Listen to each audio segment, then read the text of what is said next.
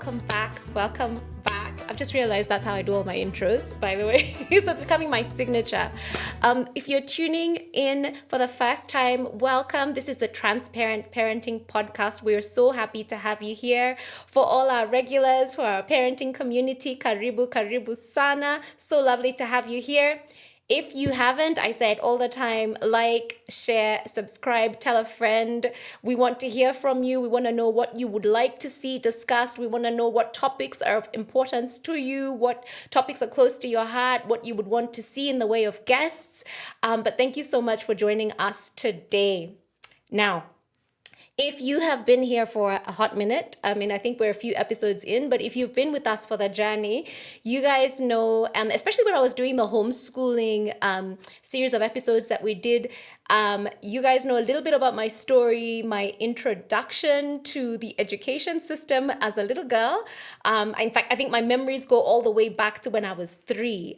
So that would be what we call nursery school here, or kinder, maybe where you're from, kindergarten. 3 to around age 5 was just a horrible introduction. I had that teacher from where the sun don't shine. I don't know where she was from, but she basically just, I don't know. My whole journey through education reflects back to that one moment.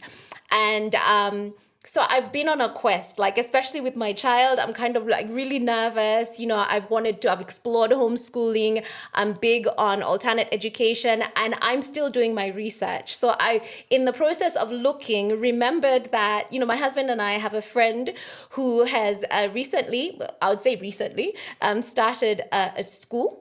And I want to talk to her about her school. I'm so excited because this past weekend, I think it was, not maybe this past weekend, but a couple of weeks ago, went out to the school, Mizizi Learning. And oh my gosh, by the time I was done with the tour, I was like, can I go here? Can I just step back in time and go here? Because like, even as a parent, I was like, I want to go here. I want to sit in on class with my daughter and actually see her experience what Mizizi Learning is. I can't quite call it a school. It didn't feel like school to me. Maybe again, because of what my experience had been with the school system. So I am so excited, and it is such a privilege and honor to have in set with us my friend Olivia Munoru. Welcome Olivia to the Transparent Parenting Podcast. Thank you, Bella. It's such an honor to be here, and really nice because we go way back, and your husband and I go way back, way back. Way before 2005 maybe, yeah. Or what? As early as that. Yes. Wait, you guys go all the way back to Australia? We do go all the way back to 2005 Kenya, okay. Or 2004 maybe. Yeah. So it's lovely to be here in this moment. And before I introduce myself, I want people to know that when she came to this tour at the school, she left with 2 of our bunny rabbits in her car.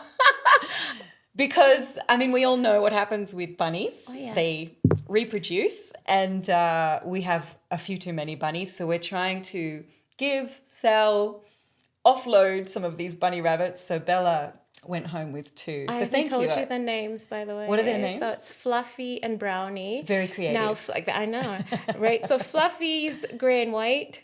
Brownie is brown and white. Absolutely love them. They're still alive. Good. Because I remember thinking, I have no idea what I'm doing. This was such an impulse buy. But yeah, we have bunnies. Yes, and we're very glad that you took some home. We had some cats who live in the school, reproduce, and the kids actually named all of the cats. They became features in the school. They had the craziest names. I'm trying to remember. There was like Donut, and there was, I'll have to ask my daughter because she told me all the names, but they were so much more creative than Fluffy and Brownie. But that's kids, right? Kids are more creative. I know. Than I adults. love the names. So, who am I? Who is Olivia Munoru? And I wonder, before you get into it, because I was going to say, Munoru, I don't know if it means the same thing in Kimeru that it does in Kisi, but Munoru we don't say it that way. Now I'm saying it Kimeru. Funny enough, I'm married to a Meru, but I'm kissing myself. In Kisi, Munoru means fact. Yes, exactly the same. No way. Exactly. Yeah, absolutely. Yeah. So, I mean, I'm proud, right? I'm proud to marry. It means abundant. Abundant. I Let's like use that. our language. Yeah. Abundant. I like yes, that. it's the same in Kimeru. Go for it. Introduce yourself. We want to know who Olivia is. Yeah, sure. Okay. Well, I'm married to a Meru, and I originally was from Australia, so that's how I knew your husband. Yeah. And I've been in Kenya for over 10 years. Yeah. Prior to that, lived in a number of different countries where I worked. 5 continents. I was looking through your bio yesterday. I was like, my goodness. Yeah. I had a period where I was traveling a lot before I had kids and working in different countries. Was that with your husband or? We were based in London, but I was generally traveling alone. Yeah. And at one point, actually, after having my first child, I was traveling with an infant and running massive workshops in Cambodia and various different like places. a nanny, a carer, or my mum used to come. What? Actually, yeah, my mum used to come. Go you. It was tough, and that's actually when I stopped doing that kind of work. Yeah. So I started my career. A lot of people don't know this, but I actually started as a fitness instructor. I saw that and I thought, Yeah. what? Yeah, in year 12 in high school, we were all studying so much. No one was exercising. Yeah. And I was really passionate about exercise. Where did that come from? Yeah, I mean, I've always really loved movement. I've always loved I'm probably just someone who can't keep still. Yeah. And I think it's really important when you're studying or doing a lot of, work that you should also move. Keep moving. So I started this. It was in the 90s, so it's called an aerobics club, and everybody joined. Yeah, totally. It was all of that. It was an aerobics club, and in Australia, group fitness was really big back then. Okay. And my friend's mum was the instructor. She was really good, and this thing became a hit. So we lobbied the school principal to allow us to have... This is in high school. Yes, I was in year 12. Get out. We lobbied the school principal to allow us to have, to allow the school to pay the instructor and for her to come 3 times a week, and everybody came. So from that, I fell in love with group fitness. Yeah. And the thing I fell in love with was not the athletic side. Yeah. In fact, I was never the most athletic instructor. Yeah. But it was the idea that you've got a room full of people feeling something, the music, the connective energy, everyone's pushing through maybe a mental barrier. Yeah. And I loved that. So as soon as I finished high school, I went and did my courses to become a fitness instructor. You're like, this is it. This is what I want to do. No, I wasn't planning to do it forever. Yeah. I wanted to move out of home and pay rent and be a grown-up. And this was my ticket to do so. So I did. And I ended up becoming a really active fitness instructor through my uni days. So for a good 6 years, I was teaching 4 or 5 classes a day, all around Sydney. Yeah. I ended up in San Francisco teaching over there. It was a really amazing start to my career. Wow. And the thing I learned from that, I had a lot of very full classes. Yeah. And I definitely wasn't the most athletic. I definitely wasn't the most, picturesque kind of instructor. There were people who were much more fit than I was. Yeah. But I made people feel welcome. So the classes grew The popular. classes were huge. I had all the people who had knee problems, who were elderly, who were really, really big and couldn't lose weight. They all came to my classes because they felt welcome and seen. And so I learned something. I love that. And as someone who's always wanted to be in spaces where there's warmth, like that's what I gravitate towards. So I learned from that whatever you do, you've got to create a space where people feel comfortable. And then they break through barriers. And only if you give them that space will they do so. So that's really come into now Mizizi, even 20 years later. That experience has definitely come through. So interesting that you learned that lesson so early on in life, and it's affected, like, I guess, how you do life now.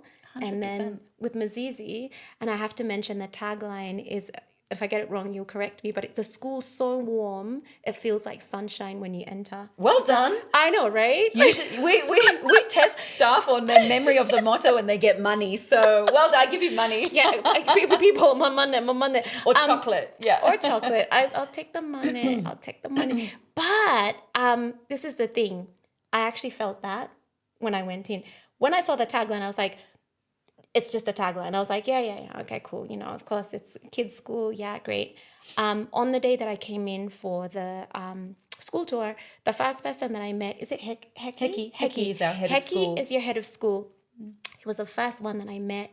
He was so warm, so welcoming. So again, I'm not thinking the tagline. I'm just thinking, oh, this is a really nice guy. We sat down, started talking. There wasn't too many people. I think I was one of the first ones that got there. And we start talking about what I'm currently doing with Michaela at home. And he goes, are you a teacher? And he was so encouraging of everything that I was doing. And he would compliment, oh my gosh, you're doing that, and blah, blah, blah. Felt so good. And then we went on and I met a few other staff members. And it actually, as you know, by the time I left, I was the last parent, I think, to leave because of the bunnies. But all in all, to say, it actually does feel like sunshine when you enter. Like, I actually felt the warmth of everyone.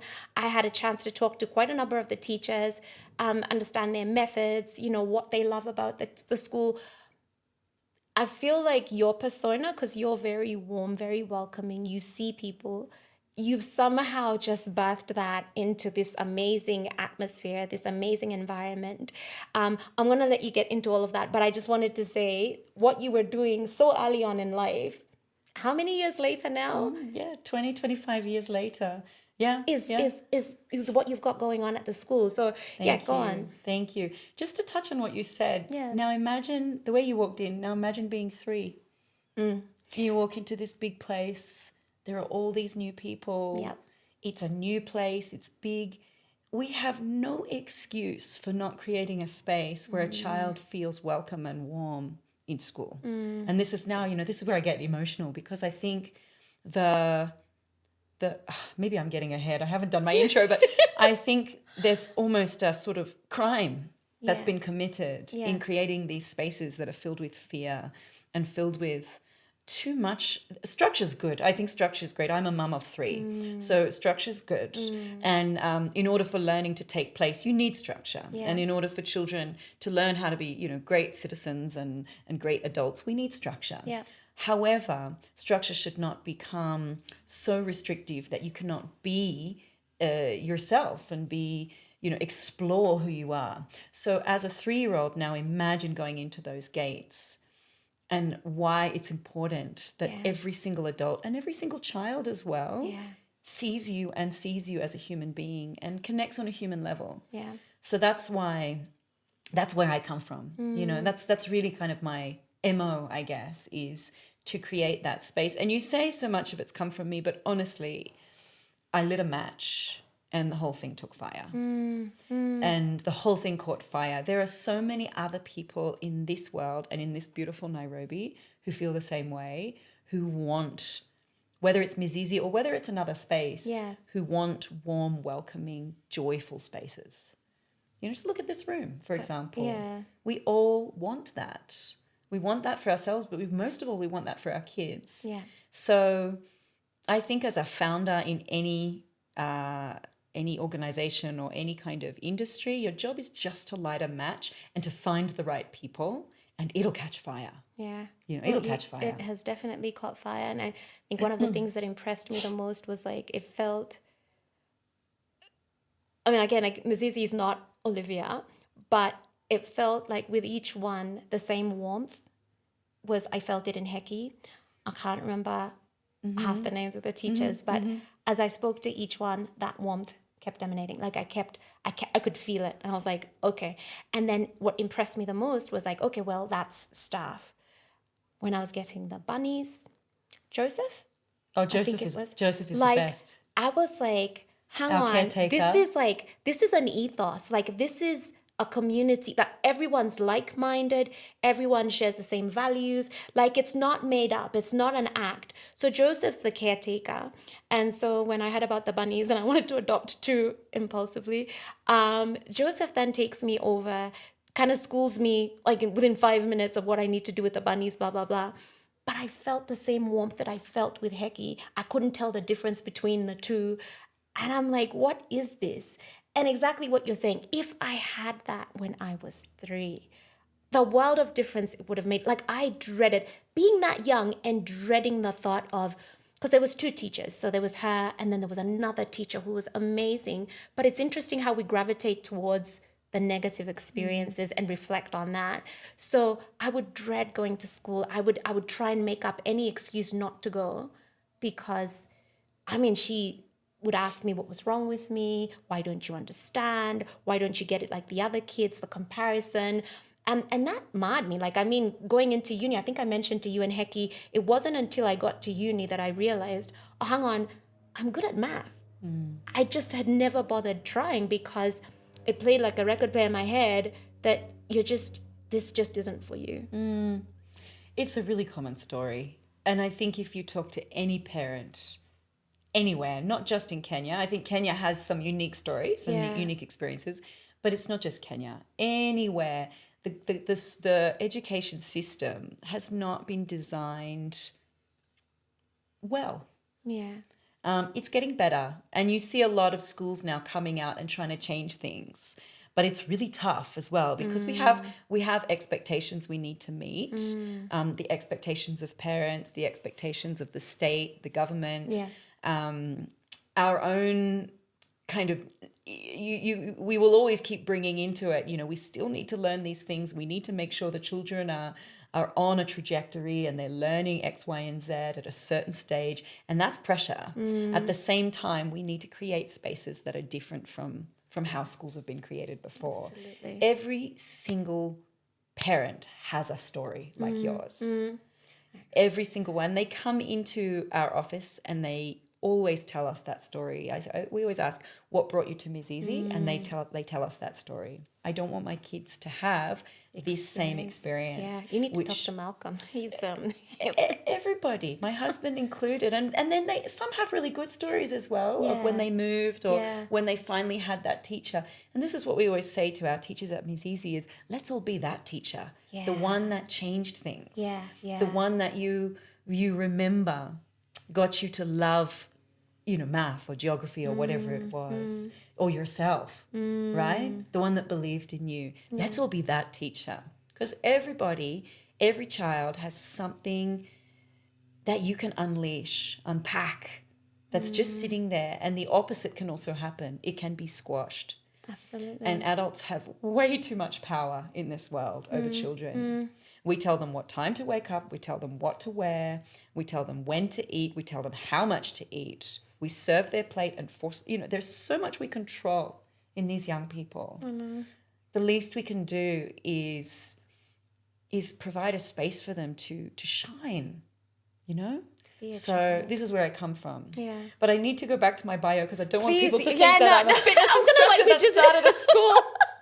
Although there's nothing wrong with being a fitness instructor. It was actually really like one of the greatest joys of my life. I loved that work. Yeah. If I were a bit younger, I'd probably want to do it again. a bit younger. Yeah, I mean, it was great fun, and it took me to the States. It was great. Yeah. But a certain point came when I was getting a lot of injuries, and I also finished uni. Yeah. So I had a teaching degree, and I had a Bachelor of Science in Geography. Wait, so you knew that you wanted to get into teaching? Yes, that was the plan. Yeah. So I had a Bachelor of Science in Geography. I love studying humans. I love studying people. So it was human geography, and then teaching. Yeah. So I went and did my prac, and then life did this thing that life does and threw me a curveball. So I had one of those pipe dreams that was to work in some kind of international career. And I thought teaching might be it. And just at the end of my teaching prac, I taught in two schools. One was a very posh Catholic girls' school, and one was a very rough public school in Sydney. So you got the best of both worlds. Yeah, and I was teaching year 11. I was only about 24. Yeah. I was teaching year 11 and 12 geography. Which Kenyans speak, what age of school would that be? So they're supposed to be 17 years old. Wow, okay. But in my school, they were 21. What? Because most of them had Those are adults. come in through a refugee program. And then there were another that had been through teen pregnancy. So These were my age mates. Got you. So it's like, I'm going to teach you a thing or two. Yeah, and it was really eye-opening for me. Yeah. And I loved it. I love designing curriculum. I love designing classes. Yeah. But at the end of all that, I got offered 2 jobs on the same day. One was in a very posh private school in Sydney on the water. Yeah. And I sometimes wonder, why didn't I take that? It was a really great salary for a first-time teacher, and it was amazing. And on the same day, World Vision offered me a job in a program they had where they go out to schools and talk about social justice issues. Yeah. So I took the World Vision job, and it took me on a totally different direction. International career started with in international development. Yeah. So from there, I got the opportunity to travel a lot. I did lots of different things, ranging from fundraising to policy research. And in the end, kind of fell into the right space, which was facilitation. Yeah. So running facilitation with both trainings as well as facilitating processes with communities in different remote regions. Amazing. So that was amazing. And I did that for a few years until I became a mum. And somewhere along the way, you met your husband. Got a master's in international development because I felt like I needed to have that to build that career. But the teaching side was kind of still bothering me. Yeah, I was going to say, did you miss the classroom? Did you miss actually? I just felt like that had been the path that I wanted, but I hadn't taken it. Yeah. But I also loved what I was. You can love 2 things, right? I loved what I was doing, and I knew one day I'd come back to teaching. Yeah. You always say, when I'm a grown up, I will, and then suddenly you're in your 40s and. Hang on. So at some point we moved to Kenya and had 2 more children. So it was now time to think about education. And I'd had years and years of building my own, what would you say, thoughts, research, discoveries about education. So at this point, are you thinking, I need to go back into teaching? Or are you thinking, I want to make a difference based off of what you'd experienced and what you'd researched? The plan was to have a community-based homeschool. Mm-hmm. That was the plan from as early on as before having kids. Wow. That I would create some kind of homeschool, which would be 10, 12 kids, and that it would be mixed age, and it would be using all of these really kind of dynamic learning methods in a home setting. That was the plan. Yeah. And that's how we started. Yeah.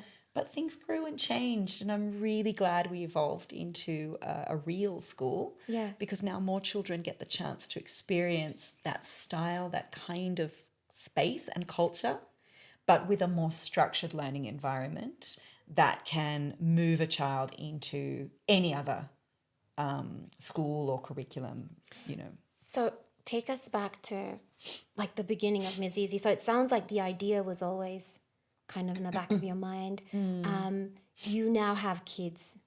I'm guessing you're thinking, I need to put them into the school system. Like, what are your thoughts? Are you thinking, okay, this is my opportunity to now get into that community-based homeschool? Or like, what are your thoughts as you're thinking about your kids, as you're settling in Kenya?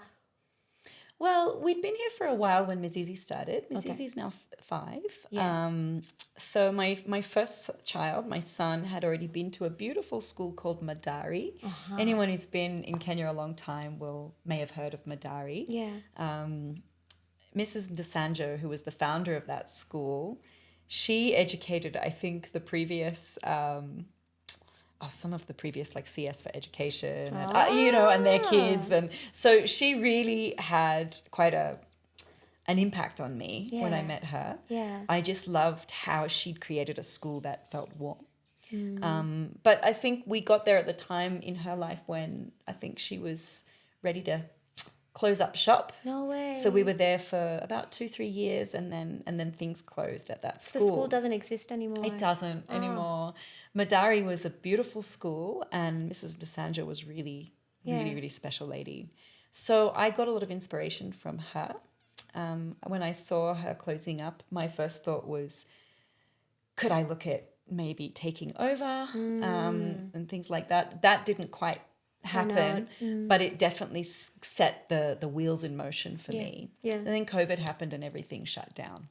So it's kind of like you're being inched in this direction. Yeah. Okay, so talk about COVID and what. Well, we went to Kilifi because I'm still a beach girl, right, at heart.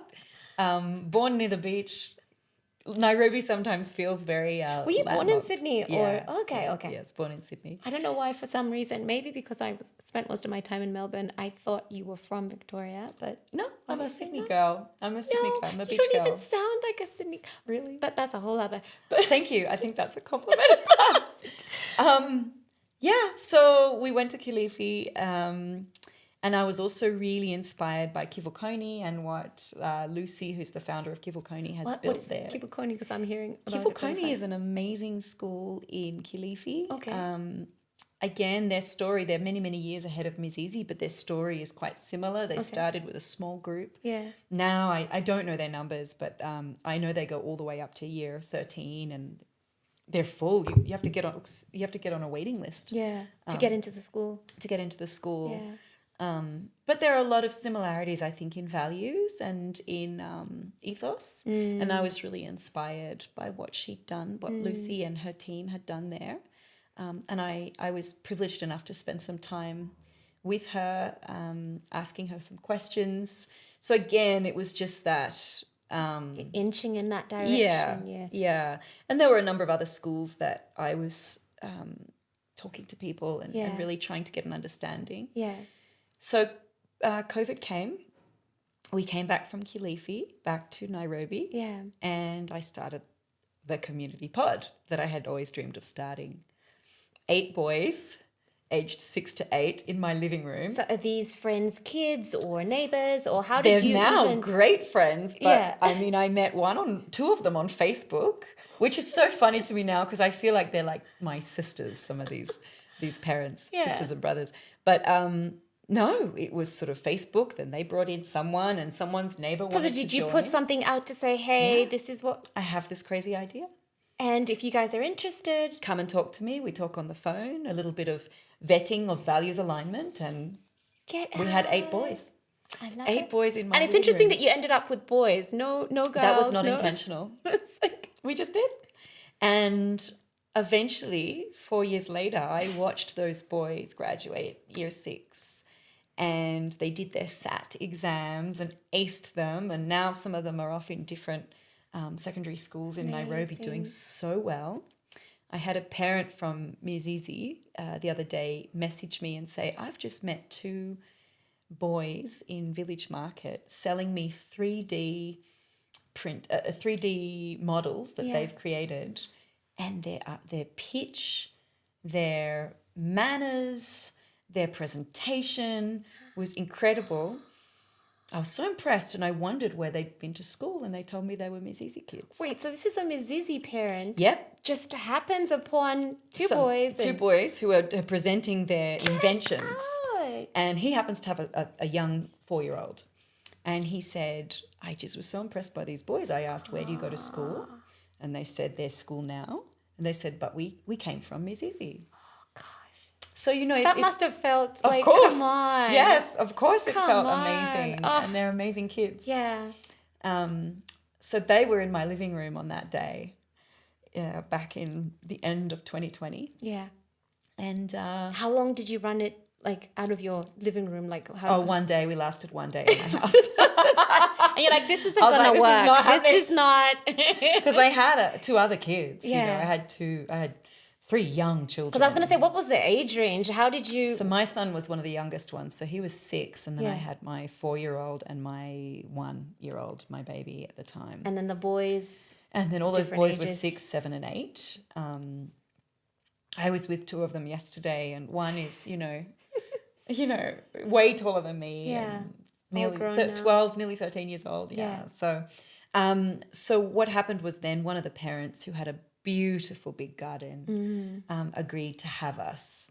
So we were there for a few months. Yeah. But we felt at a certain point it was time to rent a space because you need to have some control and also not to be in someone's home and disturbing them when they're trying to work. So we rented at the art centre, the old art centre. We rented for a year. Yeah.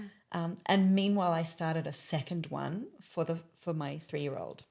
Okay, so a different age group. Different age group, different house, different group, and that one grew even more quickly. So I'm guessing you, at this point, have then expanded staff because you need someone to help with the... Yeah. The first teacher, his name is, we call him TK, Teacher Ken.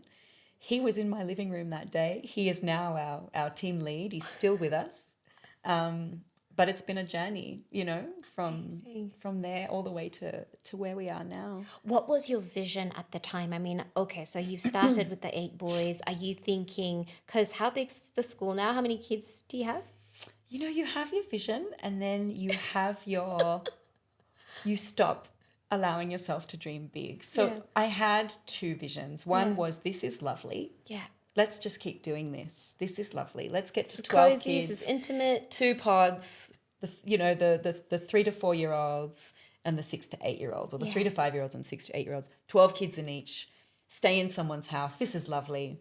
But you face new challenges as you go along. Yeah. And you realize that to solve those challenges, you need to pivot or adapt.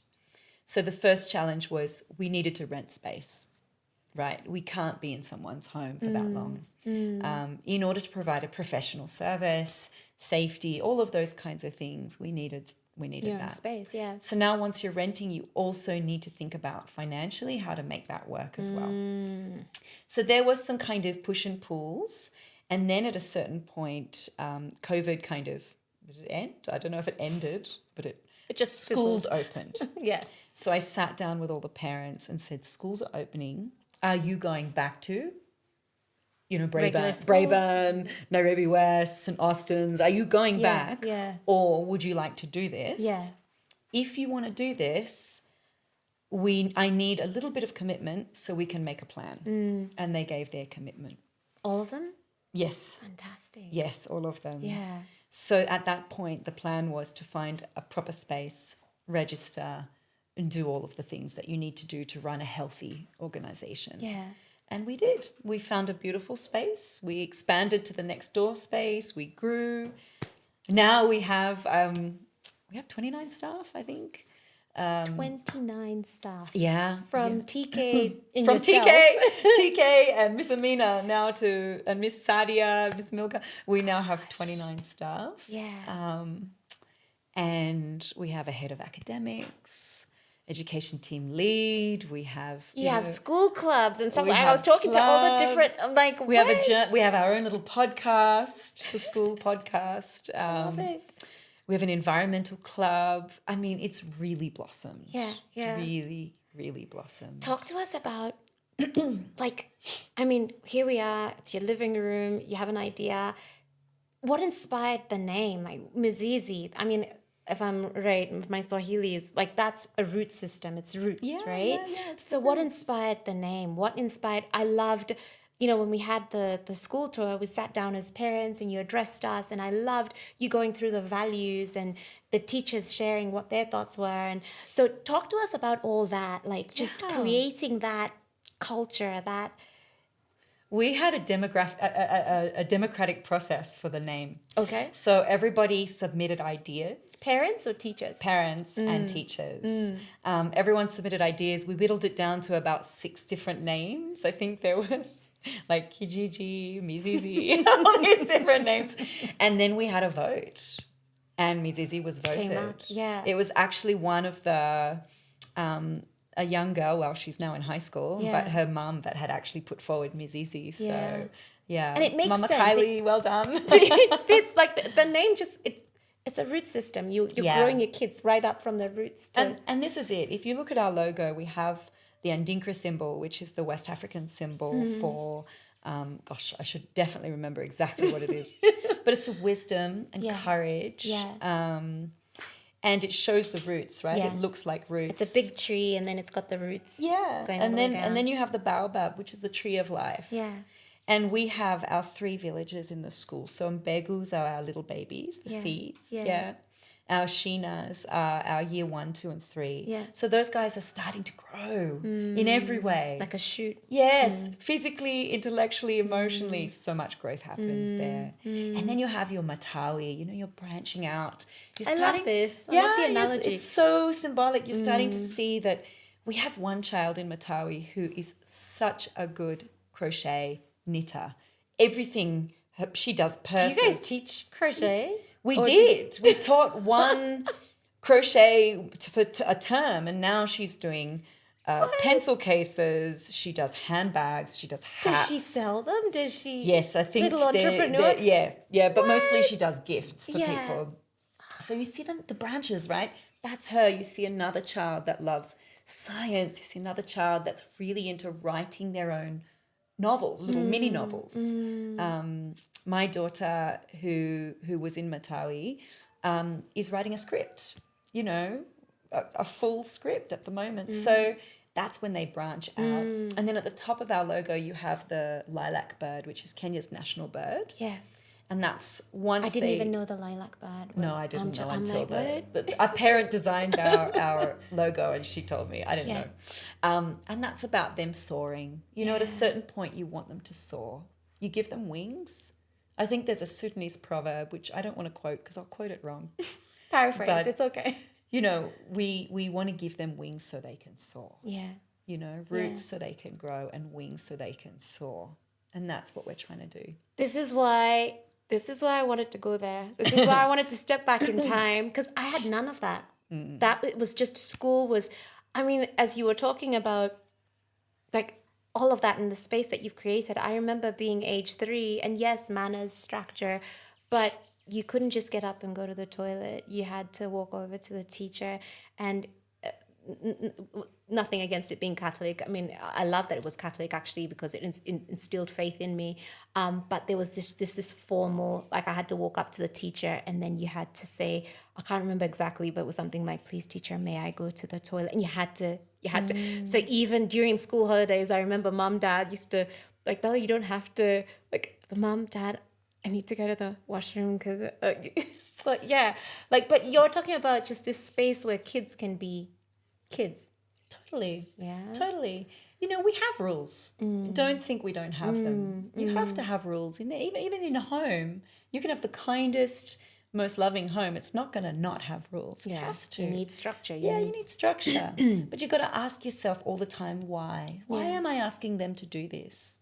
And we change all the time. So we've had situations where we've said, we're going to be pretty lax about lining up. But then when the class gets big and they're all over the place, maybe you need to line up. And that's up to the teachers, who are very experienced, intelligent, qualified people to make a decision for their class. So rather than it being a top-down thing, it's for the teacher to really look at what's needed at that time and come up with a strategy that works. But humiliating or shaming a child to beg to go to the toilet, that doesn't do anything for anyone. I was going to ask, knowing that, you've talked about the fact that there's so many parents that walked into your office and shared their stories about the Kenyan school system. And it's not to bash the Kenyan school system. I think there was just, and it's not just Kenya, like you said, it's, it could be Australia, places. It could be just different places. And education is evolving as we know it. But in hiring staff, in getting people that aligned with your values, getting people that aligned with the vision that you had for the school, these are probably teachers that went through the same system I'm talking about, where it was punitive, there was shaming, there was that culture, and it's innate. You almost don't realize that you're doing it. Sometimes I catch myself with my daughter where I'll be like, and I'm like, oh, hang on, I didn't like that. Why am I doing that? So I've had to stop myself so many times. So what does your hiring process look like? Because it requires people that align with the values. There's a lot of unlearning to be done, a lot of learning. What does that look like? I love hiring. I find it so, I find it so exciting. Okay. So firstly, I believe people have the capacity to change. Okay. And if you look at so many of us that have been through difficult times in our lives, we have the capacity to not repeat those if we are intentional, right? You're going to be make better decisions and a more loving teacher to your child than that teacher that taught you, right? Yeah. Because you're intentional about it. So it's finding those people that have made that commitment. We have quite a complex and rigorous recruitment process. Yeah. I would hate to go through it myself. I don't even know if I'd make it. You started to break it down to me and I was like, what? Let me break it down because I think it's really important people understand. Firstly, our mission is to become the number one choice of employer for Kenya's most passionate and innovative teachers. Come on. That is our mission. And so we want to have people lining up for jobs who are intentionally innovative and passionate. And innovative is important because children are different and even class dynamics. One class can be different from another. You need a teacher who's dynamic, who can think on the spot and be innovative in their approach. You might all be teaching, I don't know, fractions, but the way you teach fractions to this child is different than maybe to those children. So you need innovative teachers. So the first step is obviously the CV. Make sure that they actually have the qualifications, TSC number, all of that. Yeah. Then, and the other thing I do is if there is a spelling error, a grammatical error, the CV doesn't get any further. Fair enough. Because we are a school and we teach literacy. So, and also attention to detail is important. So spelling error, grammar error, that's the end of that person's application. The next step is a questionnaire where we ask questions about values. What do you believe about the future of education in Kenya? How do you maintain wellness in a busy career? What would your ideal job be if you weren't a teacher? These are the questions we ask. I love that. This helps you get to know the person. Yeah. Depending on the role and the level of job, we then will ask for a video. Now, the video is really important because this is before they come in for an interview. They haven't this come is for an all just the interview. application. This is shortlisting. Come on. They only get to each step as the shortlist goes down. Yeah. For the video, it helps us to see, can you manage a little bit of tech? Can you follow instructions? We've asked you to upload it to Google Drive, all of that. So it's to show that someone will do what they've been asked to do. Because for the upper years, we have a bit of ed tech, which we'll talk about. Yes. And then at that point, once they've gone through the questionnaire and potentially sent us a video, depending, only at that point does the shortlist get invited for a panel interview. The panel interview is now just the last few people. If they're successful in the panel interview, they then have to teach in front of, so two scenarios. They either teach our actual kids. Yeah. They get given two possible scenarios. So either, teach division or teach storytelling. Yeah. And you've got 10 minutes to teach a class. So it's a little snapshot. Yeah. They either teach real kids with a few of us observing, or if the kids are out of school or we can't use a class, then they teach the teachers. And we play the roles of kids, which is really fun. I was going to say, sounds like fun. We, in the middle of it, will say, can I go to the toilet? I don't understand. Just to see how the teacher handles. Yeah. Because classroom management is key. And then once they've got past that, our team will actually be involved in a feedback session without the candidate where they will vote. The vote does not decide the outcome, but it will heavily influence the outcome. Okay. So if they unanimously vote for a certain teacher, you know what that means? If we hire that teacher, the whole team is going to be on board with that new person. Exactly, because they're going to be part of the team. Because they're part. And even our caretaker, our kitchen team, so Joseph, who you met, for example, he's involved in that voting. I love that, because we all have to get along. We're all going to be one team, one family. Yes, exactly. Even when the candidate, I shouldn't say this on podcast because they're going to know this. Even when they arrive at our gate, what they don't know is they're greeted by Joseph and then handed to our administrator. That is part of their interview. Wow.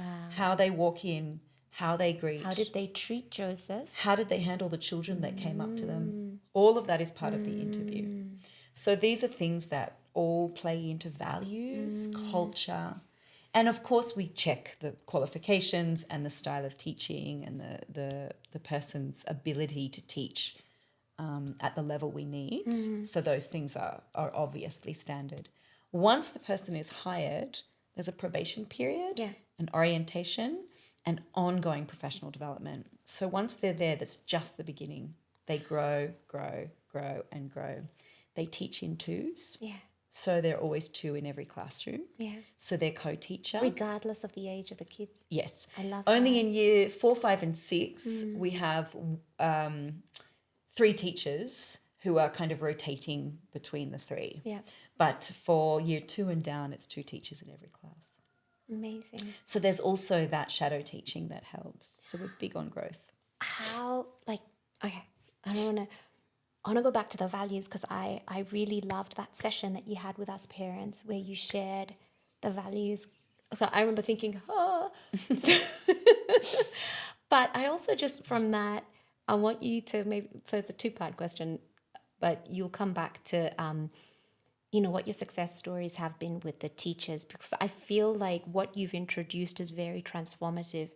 Like, especially because these teachers are teachers that came from the background we just talked about, but this is a new way of thinking. This is a new way of doing things. And it's probably something that, from the values that you're trying to establish, the questions they're answering, these are people that know that they want to do things different, but maybe don't know how to, but you've created an environment where they can thrive and do just that. Talk to us about the values, and then talk to me about some of the success stories with your teachers, because last I heard, if I remember correctly, you've had the same teachers from day one. You haven't had anyone leave. Only one. Okay. And she went to start her own school. There you go. So you inspired something. Yeah. That was Ambegu that you planted in her. And okay, so let's talk values. Yeah. So we decided to build Mizizi on 3 pillars and 4 values. So our 3 pillars, one is well-being, which I think goes without saying. It's really important. And if you have a lack of well-being, you can't learn. Learning requires having good sleep, having a good breakfast, having some free time and all of that, playtime. So you'll see everything in the school is kind of put through this filter of well-being. Yeah. In the morning when they arrive, the first thing they do is play. Then we do connect, which is about connecting deeply through a game, through a discussion, through a class meeting, before we go into now academic classwork. So that's, and well-being doesn't just stop at the kids. So the teachers, every teacher has a half day off a week where they leave school at 1:30. That is so different to what we grew up with. Like the fact that a teacher has, that's amazing. Yeah, and this goes back to being the type of employer that you want it to be with to start with. Yeah. So I love that. Yeah, I think they love it too. We hope they go home and they rest, and they, we have one parent who's a plant mom, and she's always, talking about how she loves spending time on her plants. Some of them are doing, hobbies. Some of them are going to the track and training. So some of them might just be watching Netflix, let people rest. It's my half day. I'm just gonna. Oh, look, anyone who's spent that 4 days in a classroom with 18 5-year-olds, trust me, the half day is really needed. So they have half a day off, and then we also offer counselling as well for people who want to work with a therapist. Yeah. This is for the teachers. For the teachers I love as well. that. So it's really important that teachers are well. The second pillar is Africa-centric. And I always have to say, I recognize the irony with my skin color being a foreigner. But with a name like Munoru, you get away with I hopefully get away with it. But the reason we wanted to develop an Africa-centric school, this came from the parents. They asked for this. Yeah. They said, why are these, sorry, I don't want to sound confrontational. International schools sometimes forget to honour the Kenyan values, the I know Kenyan what you mean, yeah. history, wisdom and knowledge from the continent, right? We are an international school in the sense that we offer a British curriculum, but we bring it home as much as we can. So Kiswahili is integrated throughout, Love that. which is great. And when we're teaching landforms, we're not going to look at landforms overseas. We look at the Rift Valley. When we're teaching history, we're not going to look at medieval history, although I think it's important to study globally. In primary school, you can start with the continent, and it gives children a sense of pride in where they come from. This is where I'm from. This is who I am. Yeah. And our kids, they come from Kenya, they come from Rwanda, they come from Senegal, they come from Uganda. You know, we have a couple of kids from, America, but mostly kids from the continent should be learning these things about history, geography, and art and music. That concerns them. Comes from here, to be proud of it.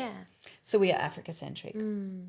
And then the third thing is about 21st century learning. So instead of teaching the curriculum just because that's it, we look at how do we teach this in a way that prepares our children for a very rapidly changing future.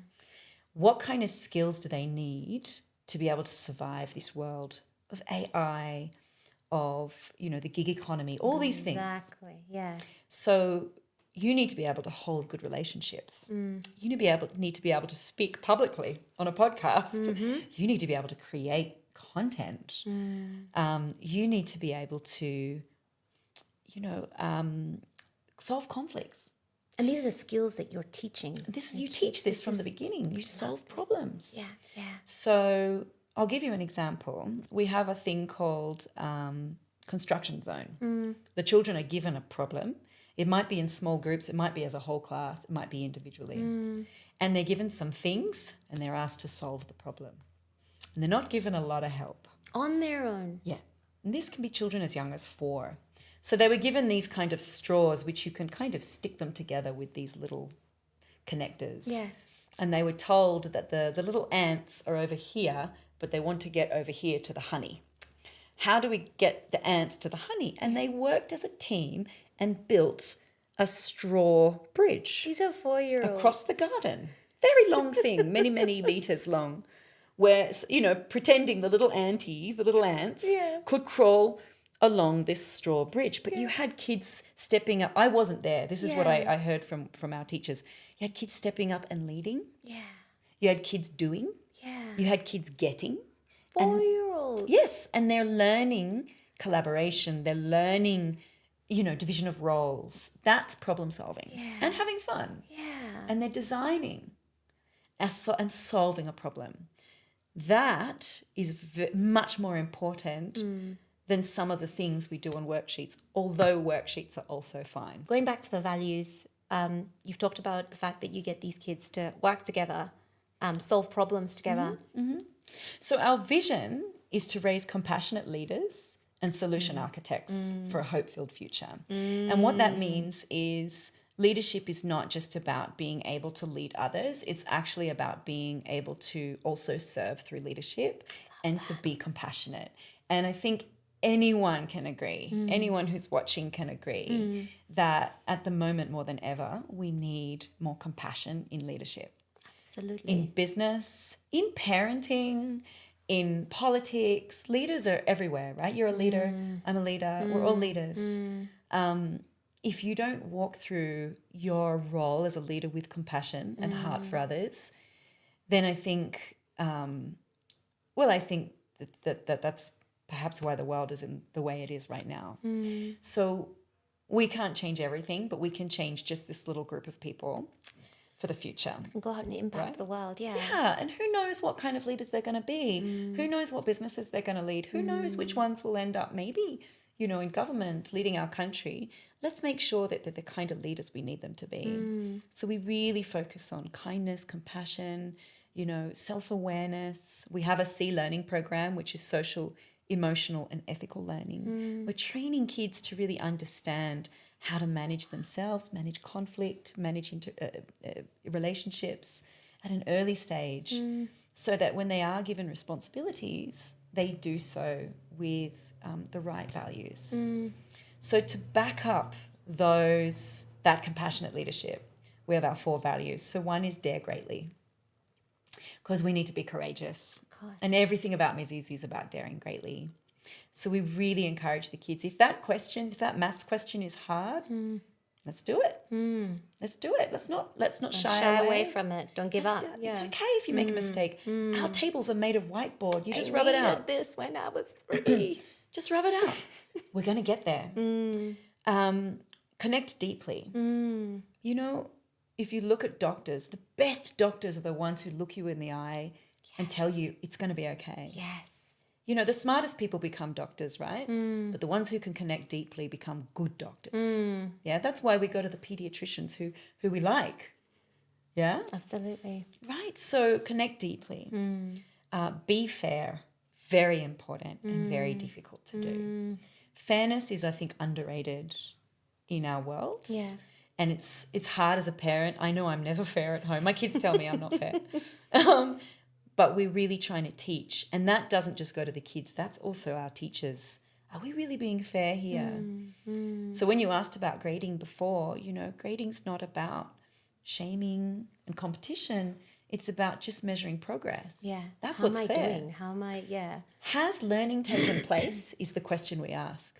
We assess to see, has learning taken place on this thing? Yeah. And if it has, what worked? If it hasn't, what are the gaps and how do we close them? Those are the questions that assessment ask. Not how good is she at XYZ or how well did she listen? Because the question is, if she didn't listen, why? Maybe the class wasn't interesting. Maybe the teacher didn't teach it well.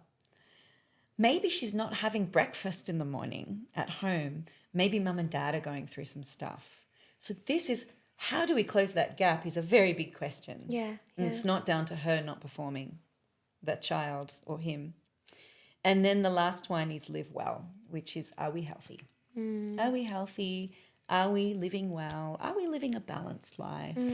I don't like seeing kids on the bus at 6 in the morning going to school. Which is what happened with so many and still happens. Still happens. Yeah, my nanny's kids go to school at 6:30 in the morning. Yeah, and they do homework till 11 at night. One of them's only 11. I'm like, what? Yeah.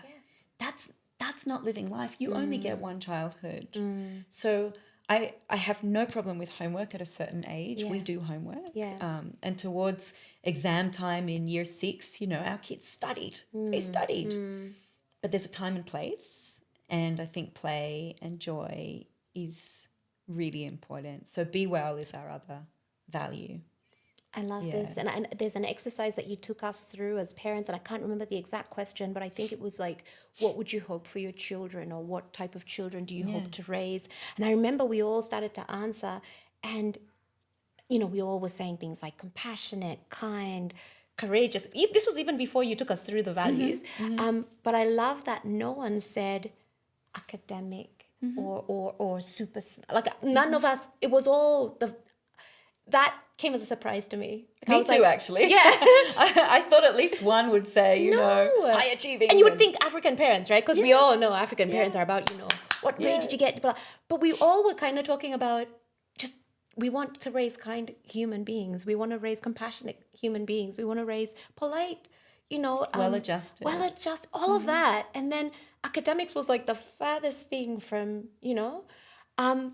But I want to talk about success stories, and I know I'm mindful of time. I mean, like, because this is there's so, like, I wish I could have taken every one of you on the school tour. And this was just talking to teachers and then them sharing what their experiences were, what they're trying to do. I loved talking to teacher, was it Milka? Yeah. I think I spent the most time talking to her. But I wanted to hear a little bit about your success stories, teachers, parents, and kids. I'm sure you have some stories that you could, I'm putting you on the spot, but just things that come up. And I think the other day when we caught up, you mentioned one of your success stories with a parent and her business, and that, you know, you had tears in your eyes, but I had tears in my eyes because I was like, all I want as a parent is a safe environment, an environment where I feel like this is the next best thing to having mummy teach you, or being around mummy throughout the day. And so when you shared that story, I was like, oh my gosh. You know, and I hadn't even done the school tour. So yeah, talk to us about success stories that keep you going. Oh, there are so many. There's one young girl who came to us towards the beginning when that pod of 8, suddenly a few girls joined. She was one of those girls. And she was She was one of those kids who was uncomfortable in a new place. Yeah. She hid under the table for the first day. We had this wonderful male teacher who we still have, and she really didn't talk to him for the first week. By about week 3, she was writing cards saying, "You're my favorite teacher in the world." Years later, I mean, she's been with us now the whole time. Yeah. I remember even 2 years ago, she decided to host a protest. She rounded up all the girls and they had their placards and they were protesting. What were they protesting? It was, okay, well, they'd had a little altercation with the boys. I'm not sure if it was the best approach. We had to deal with it with a community conversation, which is what we do. We have class conversations when we have to deal with challenges. But one of the boys had said, "Girls can't do that," or something. So she said, "Let me show you what girls can do," and had this incredible protest in the playground. Now, this is a child who didn't speak for the first week. Was hiding under a table. Yes. She really has a passion for social justice. And, you talk about a future leader. That's a future activist right there. It's innate in her. We haven't taught this. This is just who she is. We just created some space. Now, I don't want parents watching to think, "Oh my gosh, this sounds like a totally mad place." We don't have protests often. Especially in the light of Mandamano at the moment. Yes, but it was okay. a bit, and it was before the Mandamanos started happening. So she Yeah. had this kind of just in her. Yeah. But what I'm trying to convey here is her confidence. Yeah. She then was the founder of our school podcast. Can't believe that. From hiding under a table. From hiding under the table, barely able to speak the first week, to doing our podcast. So we started the podcast. She was the one who named it, who led it, and just watching that confidence in a young girl who naturally wasn't a confident girl. But it came out through trusting her teacher, trusting the other kids, a kindness atmosphere. And I think us noticing in her, she's a social justice advocate. That is just who she is. So whenever she gets a chance to make posters or make slideshows or anything that allows her to exercise her voice, that's what she does. And we've never done anything except allow that. And in the right environment, anything can thrive. So I love that. Yeah. And then you have our girl who does the crochet. And, it's such a big part of her that sometimes they'll let her crochet when they're doing other things, as long as she's, part of the class and listening. It's something we've nurtured in her and really celebrated. She also loves doing photography. So our school communications coordinator will often use her to be our photographer because she's shown a love for photography. A little bit of work experience. So we really try and pull these things out of the kids. In terms of teacher success stories, let me go to parents actually. There are 2 that come to mind. One who already had a really successful business, but she had 2 kids and the usual challenges as a mum with 2 kids. One who had a few extra needs. And I think once those children came to Mizizi, what she told me is suddenly she could focus on her business. She knew the kids are okay. Peace of thriving. Mind. Yeah. My kids are good now. Let me go and work on me. And I mean, I won't say who she is, but she's well known now and her business is extremely successful. And I think it's just like we can't take credit. Yeah. That's her. Yeah. But I do like to think. But you allowed the space for her to. Yeah, I like to think that we provided a supportive place for her to know that her children are loved and that they're thriving and she can go and do her things. I had another parent who was struggling with severe depression. Yeah. And she came to me and sat with me and told me, it's been hard. Sometimes I can't get out of bed. But I do know that my kids are okay. She said, for a while I couldn't hug them. She was going through her things. I couldn't hug them enough. I just didn't have it. But I knew they were being hugged by Shosho Gladys at school, by Miss Zena at school, by, whoever at school. They were getting that love. Which, of course, she still needed to heal and she has, but she felt at least the kids were getting some what she couldn't compensation, give. I suppose, for what she was going through. And she's fine now, and they're doing great, So those are the stories that I think as schools, all schools should really focus on being. We have to be that community because children spend 6 hours a day with us and we have to be there for them. Yeah. We don't need to know the ins and outs of what's happening at home. At home, yeah. It doesn't matter. We just need to be there for that child. And as parents, we just want to know that our kids are okay. They're in a safe environment. They're being loved on. They're thriving. Yeah. Teachers. Oh, I'm so proud of my team. I couldn't be prouder. I honestly can't take credit. I don't know where these people came from, but They're amazing. They came from I don't know. There's a little bit of magic that happens in some businesses or organizations. You've got it going on, for sure. Yes, I told you our rigorous recruitment and all of that. But to be frank, I think there's a kind of cultural inertia that happens. So when you come to Mizizi, you learn from your peers and you just grow. It's a place for growth. It's a place we value excellence. We value well-being at the same time. Of course, everyone has their down days. We've had teachers, that have had to be, brought in for a chat and, fix this problem, fix that problem. But by and large, it's a place of growth. So I couldn't really single out one. Every single teacher that comes into Mizizi makes us proud. I got the sense that they have creative freedom. You talked about innovation. I got that sense. Like there's so much leeway in the classroom. There's not this strict curriculum or parameters that I have to operate within. Obviously, again, there's structure, but I got the sense that there's freedom within themselves to be expressive, to be creative in the ways that they teach. And obviously that translates because then the kids absorb that and there's freedom in the kids to be creative and do the same thing. So I got that sense. There's a balance. So there's what you teach and there's how you teach.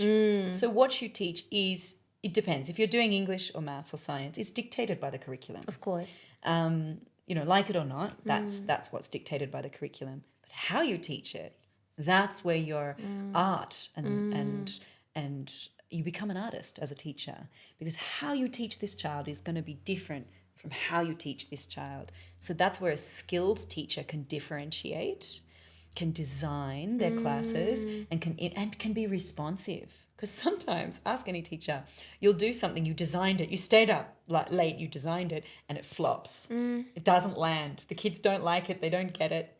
You have to be responsive and find another way. Another way, yeah. So a good teacher has a few things up their sleeve. You take them outside. You get them out of their seats. You use physical materials. You use song. Teaching should never be boring and neither should learning. So yes, our teachers have creative freedom, but we also have certain expectations that, this is being covered and this is being achieved as well. What a sharp contrast, because I guess growing up, and I think the teacher to student ratio really helps, right? So I'm thinking about, my last year of high school, we had one teacher, there was 46 of us girls, because it was a girls' boarding school. And she's going to teach what she needs to teach within the time frame that she needs to teach it. Whoever gets it, great. You didn't get it, you're going to need extra help outside of school. Tough. It's so hard. Tough. It's really tough. And I think sometimes, I actually feel for teachers with 30 kids in a class on their own, because you could be the greatest, most innovative teacher in the world, but that's a really tough gig. And that's what I was saying, is there's that rigidity where there's no room to, like, you can tell Bella's struggling, or you can tell, but then you've got this set time. This is this is what you need to do. And, and so I know that there were some girls that would get extra tuition with the teachers during the school holidays. But even if you had the best intentions as you started out as a teacher and you want to change the world and you want, those dreams just kind of die, because the environment in which you have to do this, you don't have that room. So I love that you've created that for your teachers, and talking to them, I could tell that they're so excited that they get to try different methods. I sat down with teacher Milka and she took me through the tens and how she teaches. Frames, I was like, what? Yeah. I wish I learned math that way. That way is so much fun. Yeah, exactly. I'm so mindful of time. You guys, like this conversation has been amazing. Like, and I, again, once you go to the school and you guys do school tours, like parents can reach out to you and book school tours. I guess I had two last questions for me were,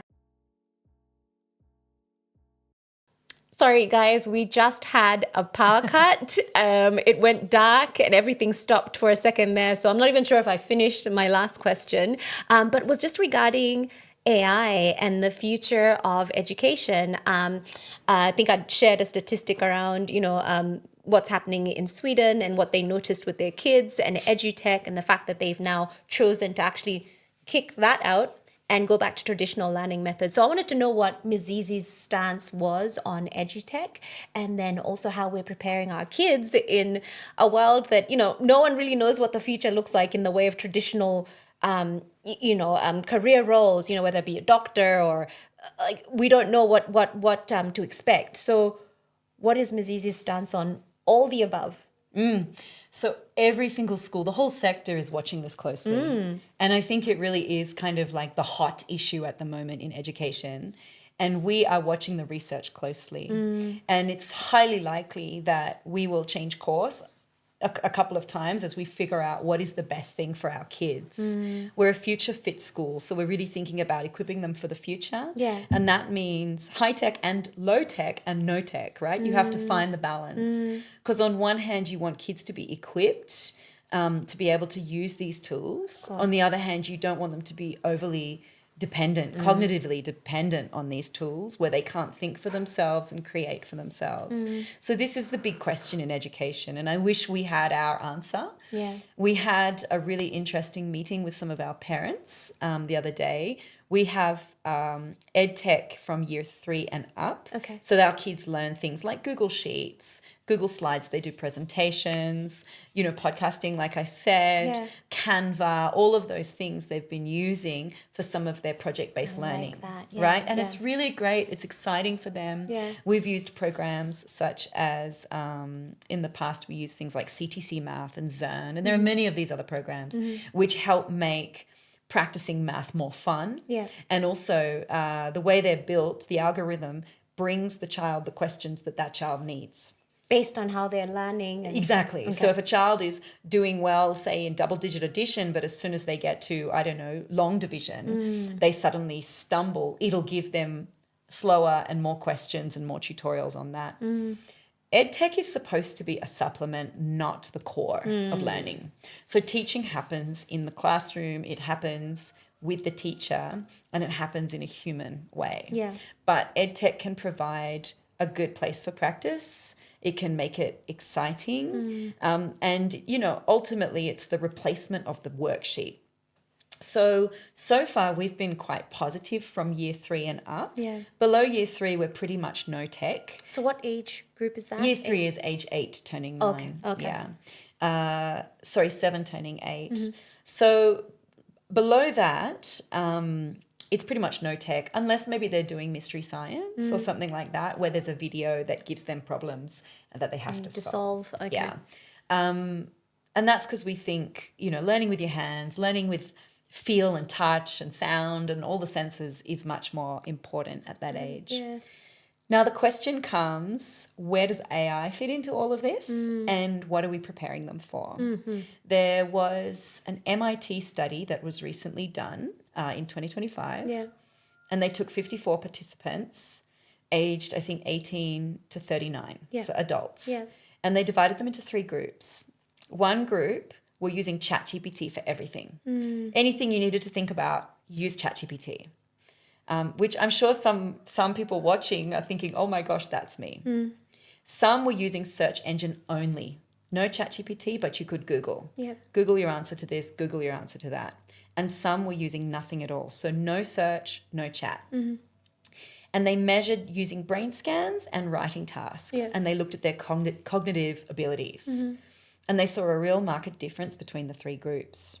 So people's writing ability, people's ability to think, people's ability to make decisions, people's ability to solve problems was greatly hampered by using ChatGPT continuously for a period of time. Wow. And I can say, even on a personal level, I've noticed this in myself. Yeah. The more I use it, the less I can go without it. So we have to ask ourselves, is this a problem? Yes or no? Or is it the reality? How do we mitigate this? They call it, I think they call it cognitive decline, or there was a word they used and I wish I could remember. Maybe we'll put it in the notes. I think that's what they called it in the article that I was reading regarding what Sweden has done. It was about cognitive decline. And so there you go. So it's a real issue. Yeah. And I wish as a school we could say we have a leading voice and a position. We don't. We're looking at the research and we're mindful. Yeah. The other day I ran a training for my staff on how to use AI in a way that is non-dependent. So how do you use it to enhance your work but not to completely rely on it? Yeah. So we looked at, signs of when someone's overused AI, ridiculous emojis, so much, language that unnatural language, and you can tell.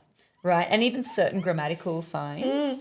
But there's nothing wrong with using it to help improve the structure of a piece of writing if you are writing a newsletter to parents. So it was really about asking, when is it appropriate? How do we use it? Yeah. And how do we make sure we're not becoming overly dependent? So that was a first training, and we're not sure kind of where it'll go from there. Yeah. So my answer to you is I don't know. Yeah. And I wish I did. Which is a fair answer, because nobody, I mean, I've had so many different interviews. I've watched so many podcasts with, even what they're calling the godfathers of AI and the forefathers of AI, and even they don't know, because it's some growing. Of them are scared. Yeah. Some of them really are scared because they're like, what have we created? And it's growing on its own. It's got a life of its own. Yeah. And so no one really knows what the future looks like. I had someone say the other day that, AI is coming for coders, but not plumbers, welders, and electricians. Someone argued, well, if we get into robotics, that's not looking so good either. I remember as far back as, it would have been around 2004, my brother was studying mechatronics, and he wanted to write a paper on nanotechnology. At that time, it was like this is going back, 21 years. Oh, wow, so I don't even know where we are today. Yeah. But he was talking about the fact that medicine wouldn't be what traditional medicine, where you think, doctor, stethoscope, cough into this or whatever. But he was talking about nanobots going in and doing surgery, like where, you would have a surgeon now directing these little nanobots to go into whatever, target some area in your heart, do the repair, and then come back out. That was 21 years ago. I don't know where they are on that sort of research, but it makes you think. And I know for me as a parent, when I'm daring my little girl to dream, 1 minute she wants to be a ballerina, next minute she wants to be a firewoman, fire, whatever they're called. So I don't know what to tell her, because I don't know what the future looks like. All I can do is encourage where she's at the moment, and encourage her to dream. But yeah, I think I don't know is actually a fair answer. I think we have to choose whether we're going to be optimistic or pessimistic. Yeah, And I choose to be optimistic. Deep down, a lot of this stuff scares me. My husband's a real futurist. He's really fascinated by the future and what it holds. I often find when he starts talking about it, I want to shut down because it's scary, but I'm choosing intentionally to be an optimist. Yeah. Because I think there could be a world in which this is now getting into the real kind of future where maybe we don't have to work. Maybe we don't have to want, and maybe there's some sort of level of equality in the world where everybody has their needs met. So the question is, what do we do at that point? If your needs are met, there's no work that you have to do. What do you do? It can't just all be entertainment. So I'm curious about it. I'm optimistic and curious. Yeah. But in terms of how that impacts Mizizi, I'm still figuring out how we link future fit learning with AI, and it's not just Mizizi, it's every school around the world. People are coming up with rubrics. My phone's ringing. Let me. People are coming up with rubrics. How to use AI safely and all of that, especially for high schoolers. Yeah. But it seems like we're a bit out of our depth as an education fraternity. Yeah. Most of us are pretty out of our fair enough. It's new. It's, yeah. But I like that you're choosing to be optimistic about what the future looks like, because you can get lost in all the negative speak, the fear. But as we wrap up, I wanted to, we're gonna list where you can find Mizizi, all their handles, their socials, and if you want to book a tour, which I strongly encourage you to, because I don't think you'll walk away the same person. Like for me, it's not a perfect school, but you opened my eyes to possibilities that I hadn't even imagined, especially for my child, obviously.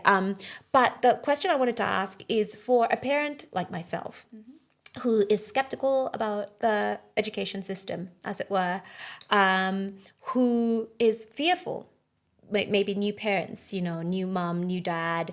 And, I actually do have quite a few friends that are homeschooling because of this, the fact that they're reflecting on the experience that they had. They're reflecting on stories that they've had, or have had their kids in school, had really bad experiences and opted to pull them out. What encouragement can you offer? Because, you're one of many. Obviously, there's so many, educators out there that are actually trying to make a difference and saying, hey, we need to do this different. We can do this better.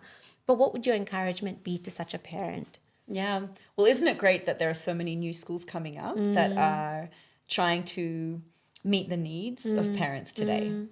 I would say, firstly, that every child is different. Yeah. So what's right for one child may not be right for another. My eldest child is ready for a big school. Yeah. Oh. He came up through Mizizi. He's going into year 7. He wants football pitches and Olympic-sized pools, and that's his thing. That's what he wants. Yeah. But then other kids, and I have 2 other children who are really different. Yeah. They need something else. So I think it's okay to think about schools in a tailored way for your child, not just your own needs as a parent. It's actually your child that you're looking at, because they're the one who are going to be there every day. Yeah. You said Mizizi's not perfect. It's absolutely not perfect. And, we're a small school. We're a fairly young school in our 5th year. We're We're growing. We don't have the pools and the tennis courts and things that maybe other schools have. Yeah. What we have is the heart and the soul and the commitment to learning. Which is so big. Which is so important. So what I would say to parents is check in on your values. What are your values as a family? And then how is your child? What's their consistency? What kind of learning space does that child need? Yeah. Go and see at least 7 schools. Wow. Yeah, never go to just 2. Go to see 7, even if they're awful experiences. Just go. So when you make it. It's like looking for an apartment or looking for a husband, right? Don't settle for the first. This is true. Right? So you need to make sure that you've really looked at the options. Yeah. The second thing I'd say is, it's not although it's hard to move a child, it's not permanent. You can always move. It's, yes, we don't want to jump our kids around, but it is not a life sentence. Yeah. So don't get too anxious. Children are much more resilient, I think, than adults. So that's okay if you make the wrong decision. I would encourage people to do a trial. You should never join a school that doesn't allow you to do a trial. I've got a trial coming up for my little girl. Because people can say anything on a podcast. People can say anything on their website, but the truth is in the actual experience. Testing the waters for yourself, yeah. And your child will tell you. In saying that, sometimes it's an adjustment for any child. So a 2-year-old is going to have a tough time in any new environment, or a 3-year-old. But you can get a real sense through a trial of what the school's really like. Yeah. And that's very important. So I would not be sending applications or paying fees without that trial. And the fact that you even offer that, again, I sound like I'm bashing the Kenyan school system, but I'm like, I remember how many schools Dad took us through. I had to change us to, no trial.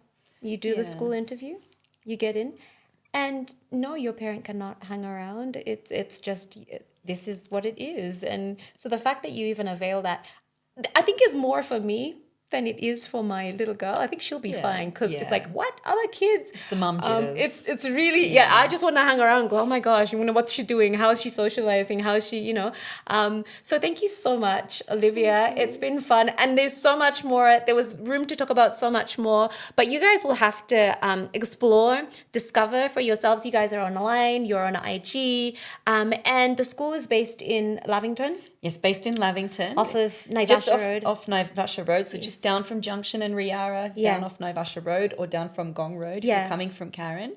Our IG is Mizizi Learning. Yeah. Our website is mizizilearning.com. What else? I guess all other details, your phone numbers and whatnot are on the website. On the website. But I'll actually list all that in the description. But it's been so good to have you on here today. So I was really excited about doing this. It almost didn't happen. Yeah. We had to work things out to I appreciate your time. I appreciate you being here and sharing. And thank you. Thank you for changing the education space. Thank you for what it is that you're attempting to do. Because for me as a parent, you've sparked so much hope. Sparked so much hope for what my little girl can expect. I was like pulling the reins on, I've got to homeschool. I'm going to have to, do this myself. But just the fact that there's options. Yeah. Thank you so much, you guys, as well, for riding along with us. Sorry about all the hiccups with power and whatnot. But thank you, Olivia, and thank you, Mizizi Learning. Thank you to all the staff that I met at the school. Thank you for taking time to take me through your classes and teach me your methods. And I didn't want to leave. You guys know I was the last parent out the gates.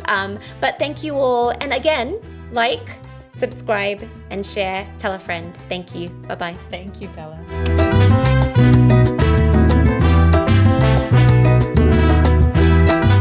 Kev, you let me know when I can start. Okay. Juma usually does a dance. Like a what? We're expecting like a 5. On edutech, and also how we're preparing our kids for it.